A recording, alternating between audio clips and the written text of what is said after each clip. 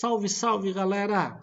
Estamos aqui para a nossa videoaula número 2 da unidade 1, que é Energia Mecânica. Na primeira videoaula, nós falamos sobre o conceito de energia e eu trago aqui novamente para essa videoaula, onde a gente viu que energia nada mais é do que a capacidade de um sistema de realizar trabalho. Certo, galera? Então, nesta videoaula, nós vamos focar sobre o tema trabalho. No dia a dia, todo mundo utiliza a expressão trabalho para uma atividade, né, que vai exercer. Estou indo trabalhar, né, está indo lá para o seu serviço, executar sua atividade rotineira. Na física, esse conceito de trabalho é bem diferente, não está associado a essa atividade cotidiana. Está associado a uma transferência de energia por meio de uma força aplicada a um objeto, a um corpo. E claro, essa transferência de energia ela só ocorre se houver deslocamento desse objeto. Então, pessoal, aqui nesse slide número 3, a gente chama a atenção, né, que independentemente do tipo de força envolvida, o trabalho contabiliza a quantidade de energia transferida. Claro, sem levar em conta o tempo de atuação, mas sim envolvendo aqui a quantidade de deslocamento efetuada pelo objeto. Por exemplo, nessa imagem aqui está mostrando uma pessoa que está empurrando um armário. Então, ela está aplicando uma força e esta força está gerando um deslocamento nesse armário. Logo, essa pessoa está realizando um trabalho, certo? Então, trabalho está associado com a aplicação de força e, consequentemente, gerará um deslocamento. A equação que nos possibilita calcularmos o trabalho de uma força está descrita aqui no slide número 4. O trabalho, representado pela letra W, será dado pela multiplicação da força pelo deslocamento. Claro que esta situação aqui é uma situação muito particular. Por quê? Porque aqui a força que a pessoa está empregando sobre esse carrinho é uma força horizontal e o carrinho está se movendo também na horizontal. Então, esse caso particular está dizendo que a força ela é constante e ela atua na mesma direção e no mesmo sentido do deslocamento. Então, somente para esta situação em particular, o trabalho simplesmente será calculado por força vezes deslocamento. A força representada pela letra F e a sua unidade é o Newton. O deslocamento é representado por ΔX e a unidade é 1 metro. E o trabalho é representado pela letra W e a unidade do trabalho é Newton vezes metro. Por quê? Porque a força aqui ela está sendo dada na unidade Newton e o deslocamento aqui vai ser utilizado a unidade metro. Portanto, o trabalho vai ser Newton vezes metro. E a gente substitui essa unidade, Newton vezes metro, pela letra J maiúscula, que representa a unidade Joule. Tá? Então, Joule se escreve por extenso assim, Joule. Tá? Esta é a unidade do trabalho. Gente, agora, se essa força ela não for horizontal, se essa força for inclinada, como vai ser então a nossa equação para calcular o trabalho? Nessas situações, pessoal, onde a força é inclinada, a gente precisa analisar sobre o aspecto da decomposição das forças. Então, pessoal, observando essa imagem, a gente observa aqui que existe uma força inclinada, né, e a inclinação está aqui representada pela letra θ. A gente sabe que essa força aqui, ela pode ser decomposta. Uma componente dessa força está aqui no eixo horizontal e a outra componente dessa força está aqui no eixo vertical. Tá? Então, a gente sabe que esta força inclinada ela, na verdade, é composta por duas forças. Uma força direcionada no eixo x e uma outra força direcionada no eixo y. De tal forma que a gente precisa relembrar aí da trigonometria básica. Por quê? Porque nós sabemos que a nossa força é representada aqui por esse vetor. A gente sabe aqui que tem um vetor na direção horizontal que a gente vai chamar de fx. Fx por representar o eixo horizontal da matemática, o eixo x. E aqui nós teríamos um vetor na vertical, do qual a gente nomeia de fy.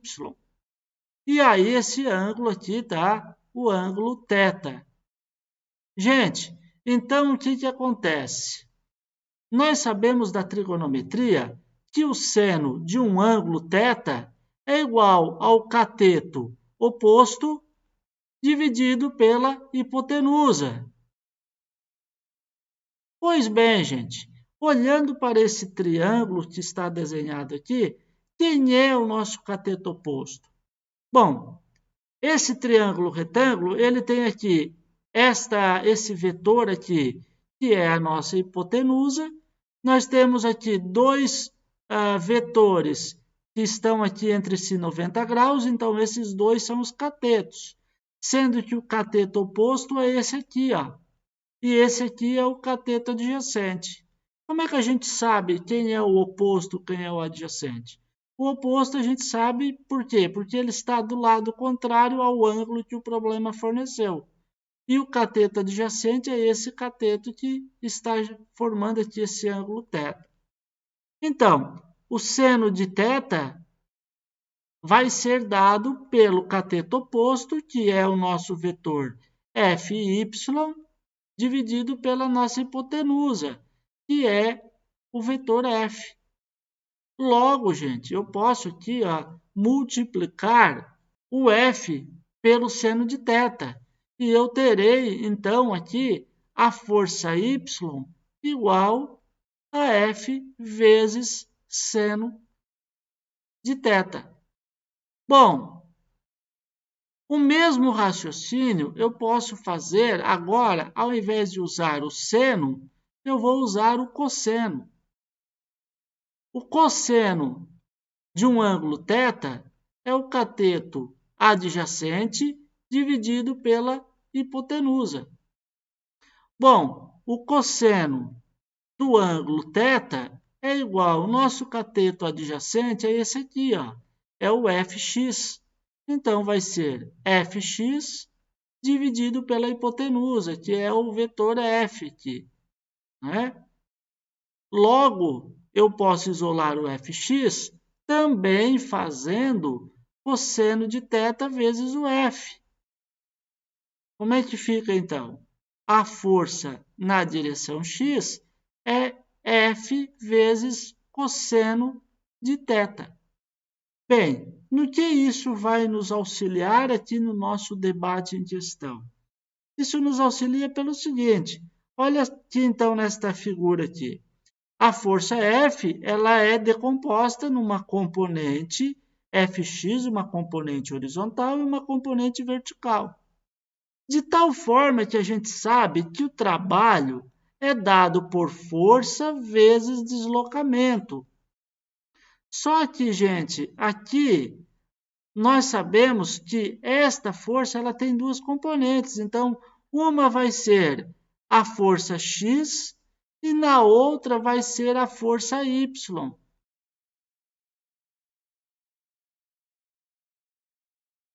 Ora, quem é a força X? A força X é F vezes cosseno de θ, multiplicado por ΔX. Aqui na outra, quem é a força Y? É F seno de θ vezes ΔX. Esta equação aqui, pessoal, pode ser reescrita assim, ó, F vezes ΔX cosseno de θ. E essa aqui também poderia ser F vezes ΔX vezes seno de θ. Agora, uma questão muito importante, pessoal, é o seguinte. Esta força aqui, ó, a força Y, ela está gerando trabalho? Não. Por que essa força não gera trabalho? Porque somente a força que contribui com o movimento é que acaba gerando trabalho, conceito para a gente. Logo, o trabalho de uma força inclinada vai ser dado por esta equação. F delta x vezes cosseno de θ.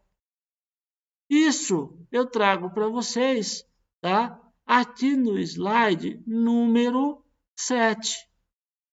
Olha aqui, ó. Trabalho, força vezes ΔX vezes cosseno de θ. Então, somente a componente horizontal é que vai gerar o trabalho. Por isso que vai aparecer aqui um cosseno de θ na nossa fórmula. Percebam que quando a força era horizontal, simplesmente fazíamos F vezes ΔX. Tá? As unidades envolvidas, Newton, metro e Joule, como antes, né, pessoal? Pessoal, vamos agora fazer uma análise dessa equação aqui do trabalho, né? O trabalho, ele sempre vai ser zero quando a gente tiver a seguinte situação. Bom, uma das formas de dar valor zero é se a força for zero. Se a força for zero, zero vezes qualquer uma grandeza dessa vai dar zero. Bom, uma outra maneira de o trabalho dar o resultado zero é se o deslocamento não existir. Ou seja, se não houver deslocamento, ΔX é zero, zero vezes qualquer uma dessas grandezas aqui vai dar zero. E uma terceira forma de o trabalho dar o resultado zero é considerando aqui, ó, um ângulo de 90 graus. Por quê? Porque no ângulo de 90 graus, a gente sabe que o cosseno desse ângulo é zero. Logo, zero vezes f vezes ΔX vai dar zero. Então, existem três situações em que o trabalho vai dar zero. Uma, quando a força for zero, outra, quando o deslocamento for zero, e a outra, quando o ângulo entre a força e o deslocamento for zero. Por exemplo, uma situação assim, ó. Aqui um objeto que está sendo arrastado para a direita e existe uma certa força aqui, por exemplo, a força peso, que é uma força perpendicular. Ora, se aqui nós temos um ângulo de 90 graus, esse trabalho vai dar zero. Então, significa que forças perpendiculares ao deslocamento não vão gerar trabalho. Aqui no slide número 9, a gente está mostrando que se a força for horizontal e o deslocamento também na horizontal, o ângulo entre F e ΔX, o ângulo é zero. Bom, como a nossa fórmula ficaria, né, se o ângulo for zero? F vezes ΔX vezes o cosseno de 0 graus. Porém, o cosseno de 0 graus vale 1. Então, o nosso trabalho ficaria resumido apenas à multiplicação da força pelo deslocamento. Então, essa aqui é aquela situação original que nós tínhamos, né, de um caso particular. Qual seria o caso particular? Seria o caso da força sempre na mesma direção e no mesmo sentido do deslocamento. Tá? Então, nessas situações, eu poderia simplesmente fazer f ΔX e ignorar o cosseno de zero para facilitar a minha vida. Aqui no slide número 10, pessoal, a gente está falando sobre trabalho motor e trabalho resistente. Tá? Então, trabalho motor aqui e trabalho resistente. O que significa essas duas coisas? Tá? Primeiro, se vocês olharem aqui para essa figura, né, nós temos uma caixinha. Essa caixinha ela está se movendo para a direita, então aqui ocorre um deslocamento para a direita, e existem aqui duas forças aplicadas sobre essa caixinha. Uma primeira força direcionada para cá, uma força F1. Esta força F1, ela forma aqui um ângulo, θ, e o trabalho realizado por esta força poderia ser calculado por F1 vezes ΔX vezes o cosseno do ângulo θ. Bom, a gente sabe que um valor de θ entre 0 e 90 graus sempre vai dar um valor de cosseno positivo. Então, isso aqui vai dar um trabalho, tá? Com resultado positivo. Ou seja, esta força que está aplicada para cá, ela está favorecendo ao movimento. Então, a gente diz que é um trabalho motor. Agora, nesse caso dessa força que está aplicada para onde? Essa força está aplicada para cá, para a esquerda, a força de atrito, por exemplo. E a caixinha, ela está se movimentando para onde? Ela está se movimentando para a direita. Qual é o ângulo que existe aqui entre esses dois vetores? Aqui é um ângulo de 180 graus. A gente sabe que o cosseno de 180 graus é menos 1. Então, toda situação em que o ângulo for maior do que 90 e menor do que 180, menor ou igual, no caso, sempre vai dar um cosseno negativo. E aí o nosso trabalho vai dar um trabalho negativo. Então, a moral da história é: trabalhos de forças que favorecem o movimento são chamados de trabalhos motores. E trabalho de forças que dificultam o movimento são trabalhos chamados de resistentes. Aqui no slide número 11, pessoal, a gente está falando sobre o trabalho resultante de várias forças aplicadas no mesmo corpo. Então, aqui nós temos 1, 2, 3, 4 forças, sendo que uma vai gerar um trabalho motor, essa outra vai gerar um trabalho resistente, e essas duas aqui vão gerar um trabalho nulo. O trabalho total ou trabalho resultante será dado pela multiplicação da força resultante pelo deslocamento. Mas tem uma maneira mais prática de resolver. A maneira mais prática seria calcular o trabalho da força 1, calcular o trabalho da força 2, calcular o trabalho da força 3 e da força 4 e depois somar todos esses trabalhos. Então, o trabalho resultante de várias forças pode ser feito por meio dessas duas formas, sendo que esta forma de baixo é a forma mais prática de resolvermos. Aqui no slide número 12, nós temos uma imagem aqui de um trabalho, realizado aqui por uma tração animal. Esse boi está puxando aqui um arado, por meio aqui de uma corda. Esta corda ela está inclinada aqui, em relação ao eixo horizontal. Aqui está o eixo em que ocorre o deslocamento, deste arado.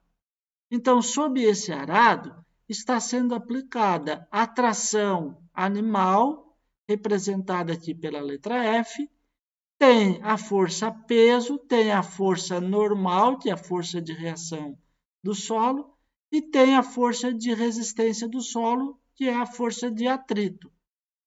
Então, o exercício diz o seguinte: sobre o arado da imagem estão representadas algumas forças atuantes no arado. Sabendo que ocorre um deslocamento aqui, então, de 100 metros, esses 100 metros é para a direita, e sabendo também que essa força que o boi está aplicando é uma força de 2.000 newtons.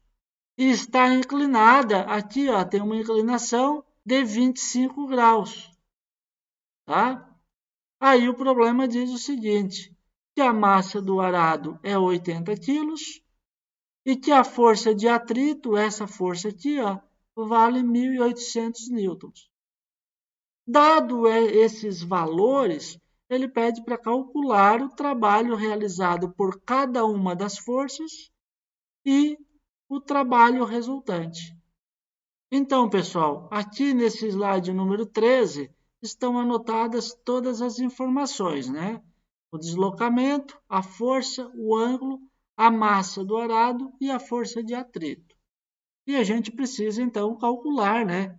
Primeiramente, o trabalho dessas 4 forças e depois a soma de todos os trabalhos, que será o trabalho resultante. Então, vamos lá, vamos fazer passo a passo, né? O trabalho da força F será dado pelo produto da força F, pelo deslocamento, pelo ângulo, né? Pelo cosseno do ângulo θ, né? Esse ângulo aqui, ó. Tá? Então, aqui está o ângulo θ, que a gente sabe que é 25 graus. Logo, o trabalho da força de tração efetuada aqui pelo boi será dado, então, por 2.000 newtons multiplicado pelo ΔX. ΔX é 100 metros, multiplicado pelo cosseno de 25 graus. Logo, gente, o trabalho dessa força F vai ser 2 vezes 1, 2. Aqui tem 3 zeros mais 2, dá 200.000. Vezes o cosseno de 25. Se vocês pegarem uma calculadora científica aí, até estou com a minha aqui à mão, o cosseno de 25 graus é 0,906. Então, multiplicando isso por 0,906, vocês vão obter, então, um trabalho igual a 181.261,56 aproximadamente. Claro que aqui Newton vezes metro, né? Eu não tinha escrito anteriormente, isso aqui dá o Joule. Então, aqui está o trabalho da força F. O trabalho da força de atrito é o produto da força de atrito pelo deslocamento pelo cosseno do ângulo θ. Quem é esse ângulo θ? Quem é esse ângulo θ? Não é esse mesmo anteriormente, tá? Porque aqui era o ângulo entre F e ΔX. O ângulo θ agora, tá? É esse ângulo aqui, ó, entre o deslocamento e a força de atrito. Eu vou até pôr θ' aqui para não causar confusão. Então, aqui o ângulo θ' é de 180 graus. Tá? Então, a gente vai ter trabalho da força de atrito, vai ser a força de atrito, que é 1.800. 1.800 vezes 100, vezes o cosseno de 180 graus. Porém, a gente sabe que o cosseno de 180 graus vale menos 1. Logo, o nosso trabalho da força de atrito vai ser 180.000 joules. Agora, a gente vai calcular o trabalho da força-peso, tá? E o trabalho da força-peso é bem simples de calcularmos. O trabalho da força-peso será peso vezes ΔX vezes cosseno de θ. Agora eu vou usar θ duas linhas e vou mostrar para vocês aqui que aqui na figura o peso e o deslocamento formam entre si um ângulo de 90 graus. Então, se isso aqui é 90 graus, eu teria o trabalho da força-peso P vezes ΔX vezes cosseno de 90.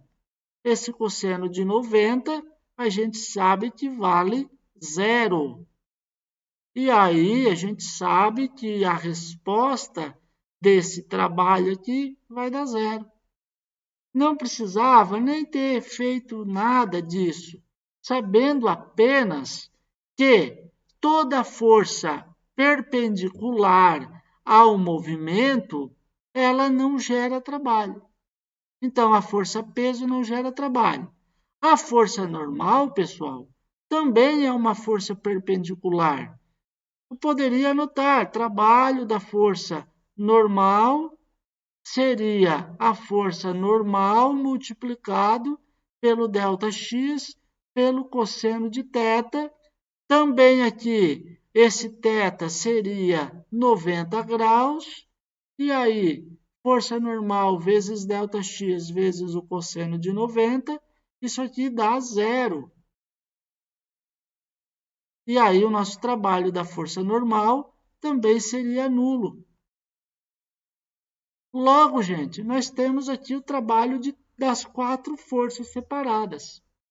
O trabalho da força resultante nada mais é do que a soma do trabalho da força F com o trabalho da força de atrito, com o trabalho da força peso, com o trabalho da força normal. Gente, eu só vou fazer um destaque aqui que eu esqueci de colocar. Aqui, ó, existe um valor negativo, porque era cosseno de -1, tá? Então, foi esquecido do sinal. Bom, fazendo a soma desse número com esse, vai dar o resultado, gente, de 1.261,56 joules. Vocês podem pegar aí uma calculadora, né? Claro que vai somar esse com esse que é negativo, é uma subtração, né? Então, vai dar esse valor de 1.261,56. Está resolvido, então, o nosso problema número 1, onde pedia para calcular o trabalho de cada força e o trabalho da força resultante. Gente, aqui no slide número 14, eu trago para vocês tudo que eu fiz aqui em cima, ó, só que aqui está digitado, então a letrinha aqui é mais bonitinha, tá? Aqui, ó, trabalho da força de atrito, aqui o trabalho da força peso e da normal, e aqui na sequência, soma de todos os trabalhos, tá? Dá 1.261,5 joules. Enfim, gente, chegamos ao final desta videoaula. Espero que vocês tenham compreendido como se calcula o trabalho de uma força. Deixo o meu grande abraço e nos vemos na próxima videoaula. Tchau, tchau!